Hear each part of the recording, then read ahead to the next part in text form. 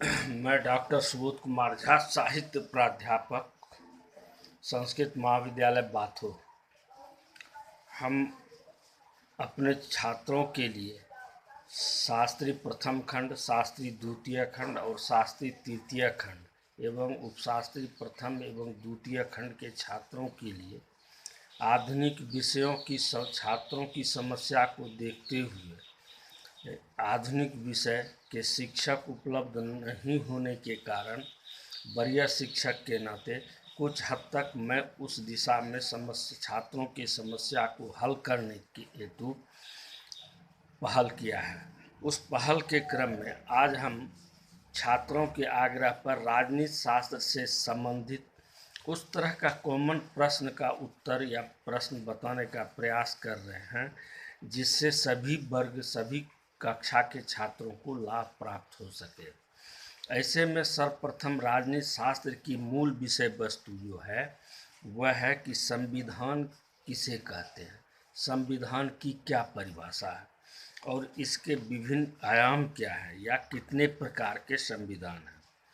संविधान शब्द का अंग्रेजी में अर्थ है कॉन्स्टिट्यूशन, शब्द का हिंदी रूपांतरण है संविधान।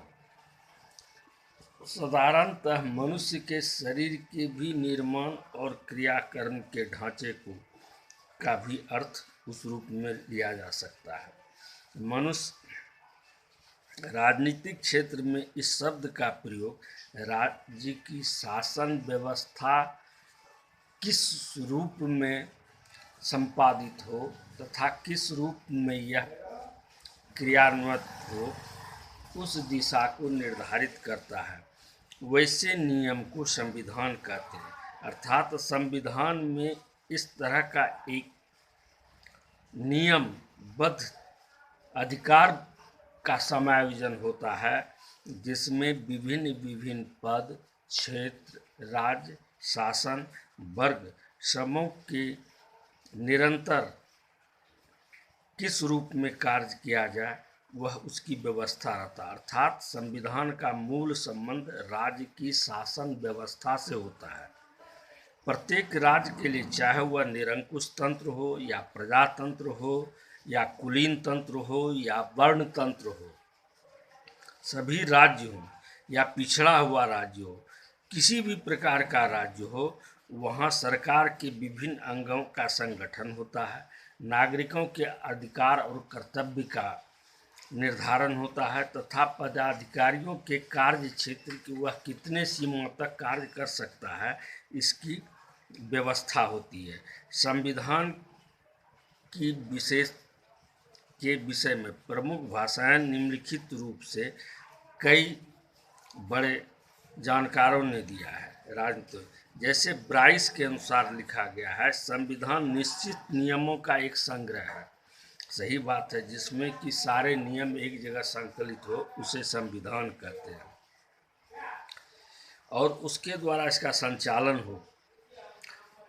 डायसी के शब्दों में संविधान उन कानून के समूह को कहते हैं जो प्रत्यक्ष या परोक्ष रूप में राज्य की सर्वोत्तम सत्ता के शक्ति का वितरण करता हो या सत्ता के प्रदत्त संविधान द्वारा शक्ति का प्रयोग करने का निश्चित करता हो। यह डायस के शब्द हैं। जॉन ऑस्टिन के मतानुसार संविधान वह है जो सर्वोत्तम शासन के संगठन को निहित करता है, अर्थात संविधान में जितने भी नियम निर्धारित रहते हैं उसी के अनुरूप सबों को कार्यवाही करने की इजाज़त होती है। उल्लेज ने भी लिखा है कि संविधान उन सिद्धांतों का संग्रह है जिसके अनुसार सरकार की शक्तियां और शासितों के अधिकारों तथा दोनों के बीच संबंधों का समन्वय स्थापित कर कार्य प्रणाली को आगे बढ़ाना। अर्थात संविधान की उपर्युक्त परिभाषाओं से तो यह स्पष्ट होता है कि संविधान लिखित तथा अलिखित नियमों का संग्रह है। संविधान समस्त नियमों, उपनियमों, लोकाचारों और अभिसमयों का संग्रह है। आधुनिक काल में कहते हैं कि कुछ पारंपरिक चला रहा है तो वह पारंपरिक चलता रहता है। उसी तरह से आधुनिक काल में संविधान की महत्ता प्राय सभी शासन प्रणालियों वाले देशों के लिए प्राय एक समान है कि उसके निहित शक्तियों का ही प्रयोग अब उस दायरे में रह के किया जाना है। ऐसी स्थिति में संविधान का वर्गीकरण कि संविधान कितने प्रकार के होते हैं, मूलतः बोलचाल की भाषा में संविधान 4 वर्गों में विभक्त किए गए हैं। क्या है?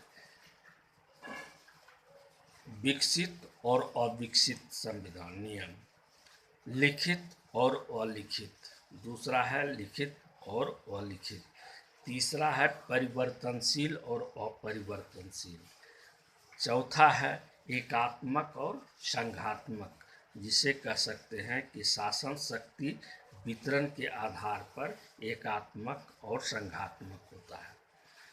उपर्युक्त प्रकारों में एकात्मक और संघात्मक जैसे पहले है विकसित और अविकसित।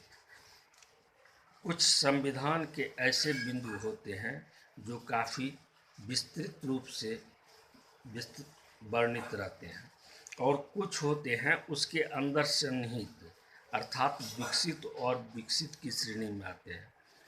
इसी प्रकार लिखित और अलिखित जो लोकाचारी के रूप में पारंपरिक रूप में चला आ रहा है वह अलिखित होता है, और जो लिखित होता है उस लिखित का तो समुचित पालन किया जाता है, और अलिखित में जो पारंपरिक होता है वह।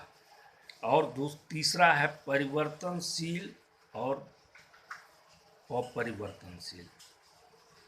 परिवर्तनशील क्या है? समय समय पर सरकार नागरिकों अथवा देश हित की आवश्यकता को देखते हुए नियमों में बदलाव ला सकता है संविधान में, वह उसे कहते हैं परिवर्तनशील।